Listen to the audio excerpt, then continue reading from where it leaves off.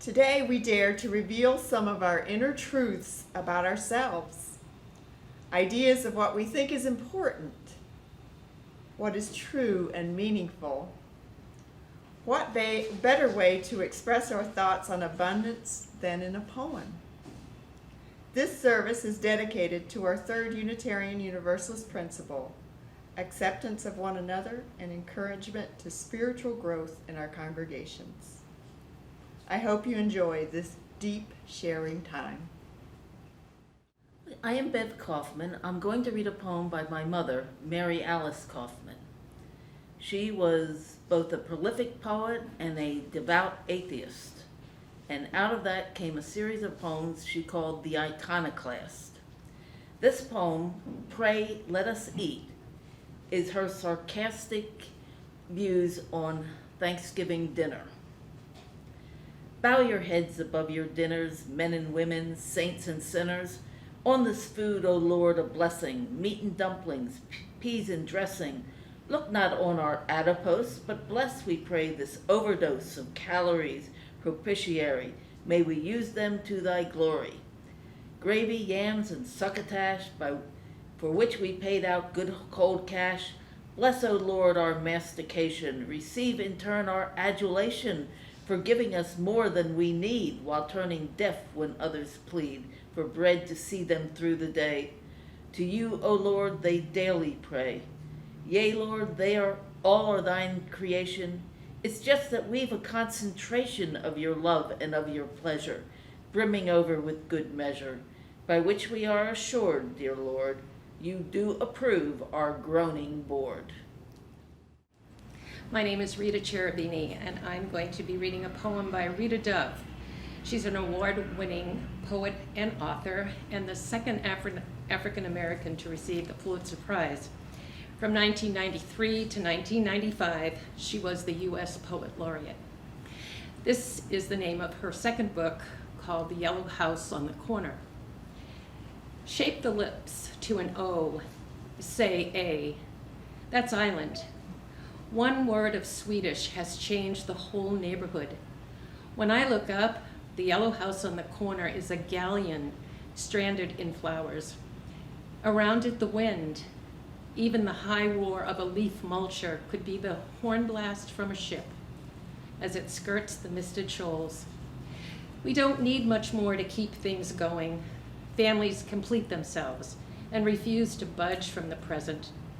The present extends its glass forehead to the sea. Backyard breezes, scattered cardinals. And if one evening the house on the corner took off over the marshland, neither I nor my neighbor would be amazed. Sometimes a word is found so right it trembles at the slightest explanation. You start out with one thing and end up with another. Nothing's like it used to be. Not even the future. Welcome to my home. Recording from my dining area. I'm happy to be in touch with everybody at a distance and sharing a poem that I wrote about a month ago. Times are rather different then. It's called Abundance. Waters of joy bubble up. I cannot contain the myriad drops pressed to expand. I must rise to the call. A universal force, larger than myself, invites me to re-enter life. Dance a Zumba rhythm, rich, full, and colorful. Purple, red, and orange hues burst out in all directions. Up and down, inside and out, reverberations without limit, like shooting stars in a clear night sky. Nature's fireworks display, unplanned and unexpected, and I a cracked and well-worn vessel, both witness and container for this celebration. Bow down and kiss the earth in gratitude. This is an excerpt from Alfred Lord Tennyson's Ulysses. There lies the port, the vessel puffs her sail. There gloom the dark, broad seas, my mariners, souls that have toiled and wrought and thought with me, that ever with a frolic welcome took the thunder and sunshine, and opposed free hearts, free foreheads. You and I are old. Old age hath yet his honor and his toil. Death closes all, but something ere the end.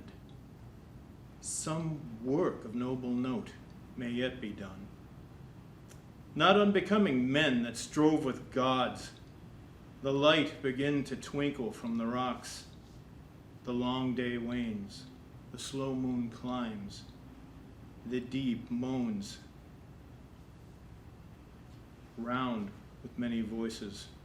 Come, my friends, 'tis not too late to seek a newer world. Push off, and sitting well in order smite the sounding furrows, for my purpose holds to sail beyond the sunset, the baths of all the western seas until I die. It may be that the gulfs will wash us down. It may be we shall watch the happy isles and see the great Achilles, whom we knew. Though much is taken, much abides, and though we are not now that strength which in old days moved earth and heaven, that which we are, we are. One equal temper of heroic hearts, made weak by time and fate, but strong in will to strive, to seek, to find, and not to yield. Hi, I'm Susan Moss, and I've been a follower of Joy Harjo's poetry for decades.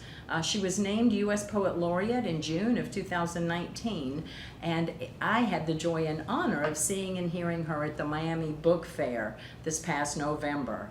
I know that the topic of this poetry service is abundance, but little did I know way back on February 1st when I submitted this poem for inclusion that how relevant it would be. The title is Perhaps the World Ends Here by Joy Harjo. The world begins at a kitchen table. No matter what, we must eat to live. The gifts of earth are brought and prepared, set on the table. So it has been since creation, and it will go on. We chase chickens or dogs away from it. Babies teethe at the corners. They scrape their knees under it. It is here that children are given instructions on what it means to be human. We make men at it. We make women. At this table we gossip, recall enemies and the ghosts of lovers. Our dreams drink coffee with us as they put their arms around our children. They laugh with us at our poor falling down selves and as we put ourselves back together once again at the table. This table has been a house in the rain, an umbrella in the sun. Wars have begun and ended at this table. It is a place to hide in the shadow of terror, a place to celebrate the terrible victory. We have given birth on this table and have prepared our parents for burial here. At this table, we sing with joy, with sorrow. We pray of suffering and remorse. We give thanks. Perhaps the world will end at the kitchen table while we are laughing and crying, eating of the last sweet bite.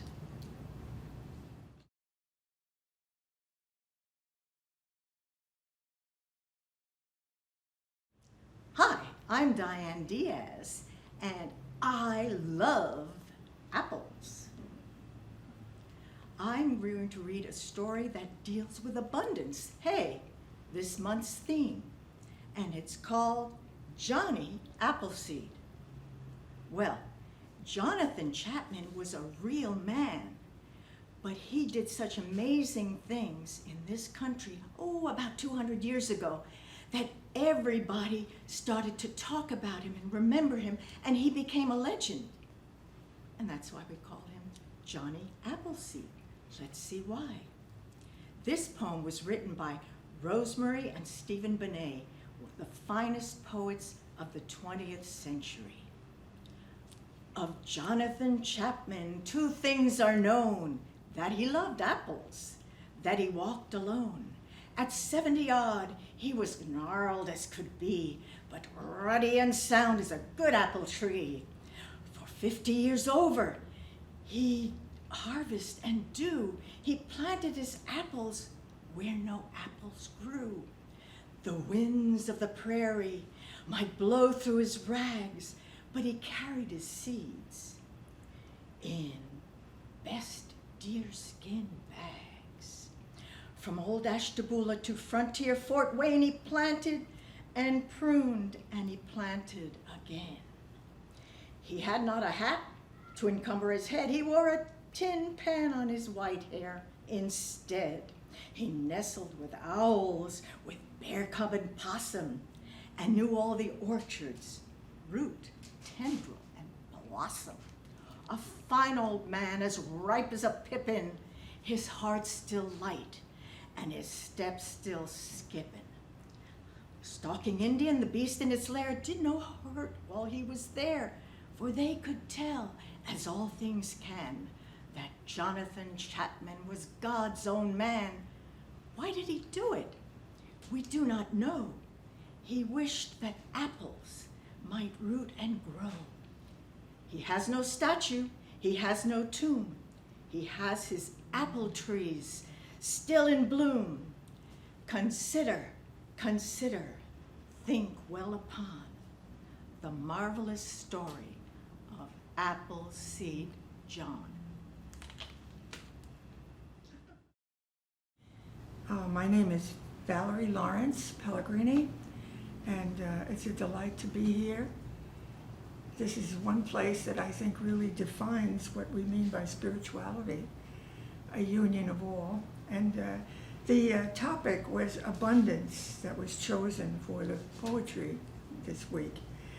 And I wondered, how do we define, how do we uncover and discover abundance?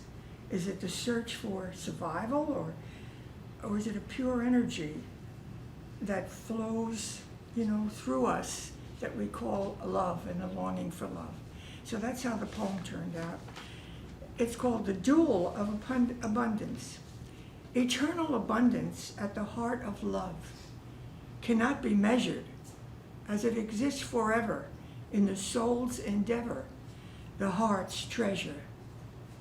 But often, in the flesh's struggle for survival, abundance can become its own rival. The moral switchblade of hypocrisy in the quest for survival and security. Still, the deepest gift of abundance radiates through us all. Love, compassion, understanding, the wisdom beyond matter's walls. So let's remember, the soul's abundance is the infinite, within and beyond the finite. This poem, The Lotus Eaters, is by Alfred Lord Tennyson, the 19th century English poet. He was Poet Laureate of England for some time. It is based on Homer's Iliad. The soldiers, the warriors, are on their way home when they are shipwrecked on this island of lotus eaters, the hallucinogen. And here they wish to remain because of the beauty and the ease. And here we go. There is sweet music here that softer falls and petals from blown roses on the grass, or night dews on still waters between walls of shadowy granite in a gleaming pass. Music that gently on the spirit lies, than tired eyelids upon tired eyes. Music that brings sweet sleep down from the blissful skies. Here are cool mosses deep, and through the moss the ivies creep, and in the stream the long-leaved flowers weep, and from the craggy ledge the poppy hangs in sleep. Why are we weighed upon with heaviness, and utterly consumed with sharp distress, while all things else have rest from weariness? All things have rest. Why do we toil alone? We only toil who are the first of things, and make perpetual moan, still from one sorrow to another thrown, nor ever fold our wings and cease from wanderings, nor steep our brows in slumber's holy balm, nor hearken what the inner spirit sings. There is no joy but calm. Why should we only toil, the roof and crown of things? Lo, in the middle of the wood, the folded leaf is wooed from out the bud, with winds upon the branch, and there grows green and broad, and hath no toil. Sun steeped at noon, and in the moon nightly dew fed, and the turning yellow falls and floats adown the air. Lo, sweetened with the summer light, the full-juiced apple, waxing over mellow, drops in a silent autumn night. All its allotted length of days, the flower ripens in its place, ripens and fades and falls, and hath no toil, fast rooted in the fruitful soil. Hateful is the dark blue sky vaulted over the dark blue sea. Death is the end of life. Ah, why should life all labor be? Let us alone. Time driveth onward fast, and in a little while our lips are dumb. Let us alone. What is it that will last? All things are taken from us and become portions and parts of a dreadful past. Let us alone. What pleasure can we have to war with evil? Is there any peace in ever climbing up the climbing wave? All things have rest and ripen towards the grave in silence, ripen, fall, and cease. Give us long rest or death, dark death, or dreamful ease. I'm going to read An April Day by Henry Wadsworth Longfellow. When the warm sun that brings seed time and harvest has returned again, 'tis sweet to visit the still wood, where springs the first flower of the plain. I love the season well, when forest glades are teeming with bright forms, nor dark and many-folded clouds foretell the coming on of storms. From the earth's loosened mold, the sapling draws its sustenance and thrives. Though stricken to the heart with winter's cold, the drooping tree revives.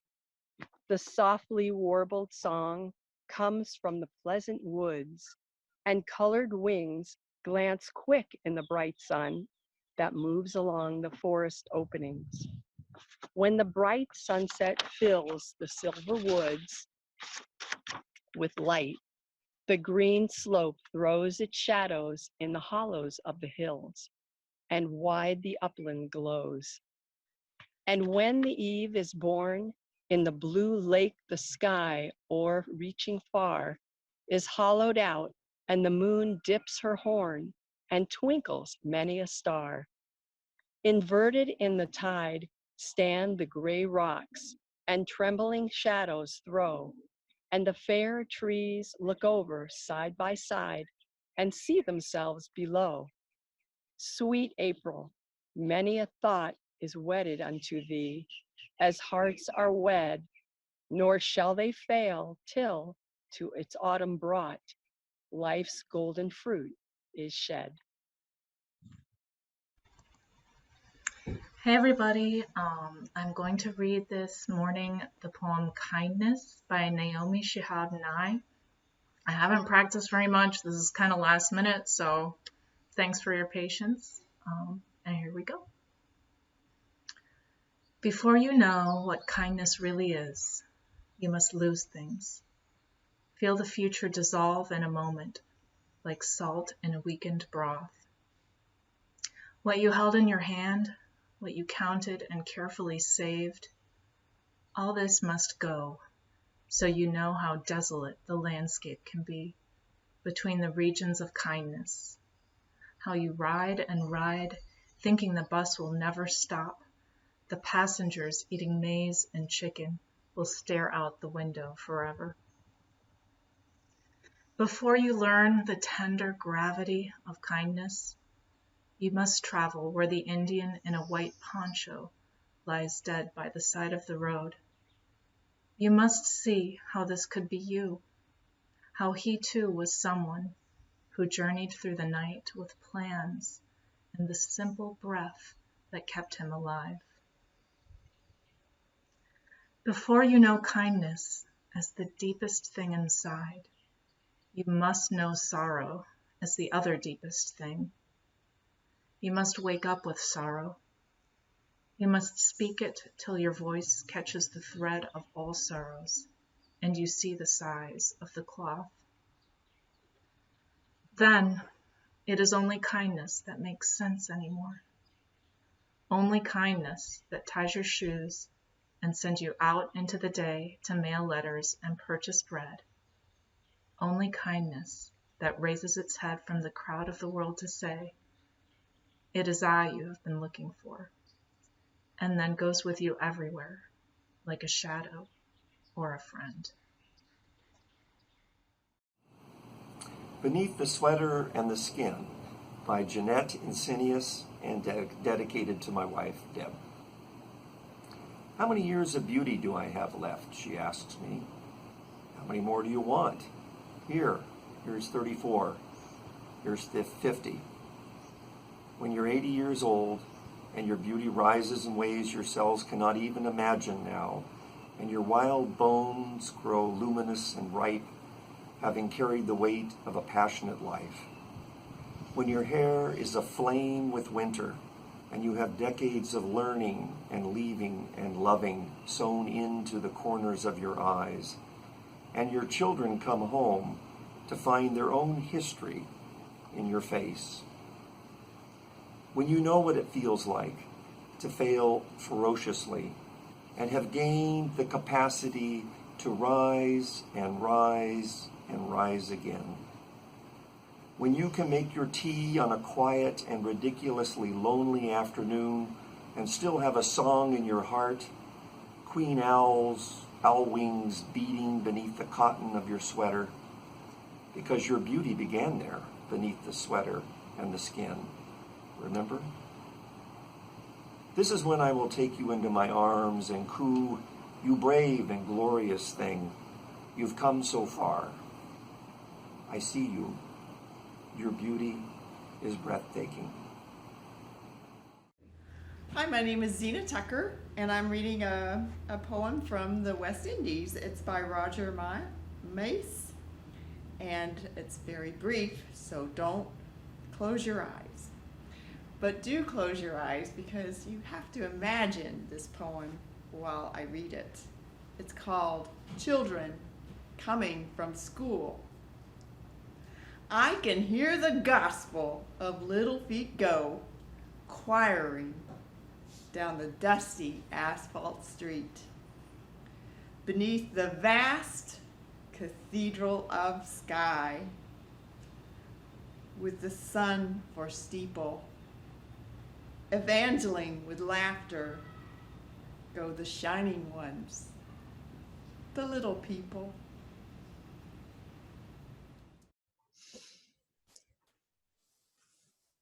Last Wednesday, week ago Wednesday, which seems like such a very long time ago now,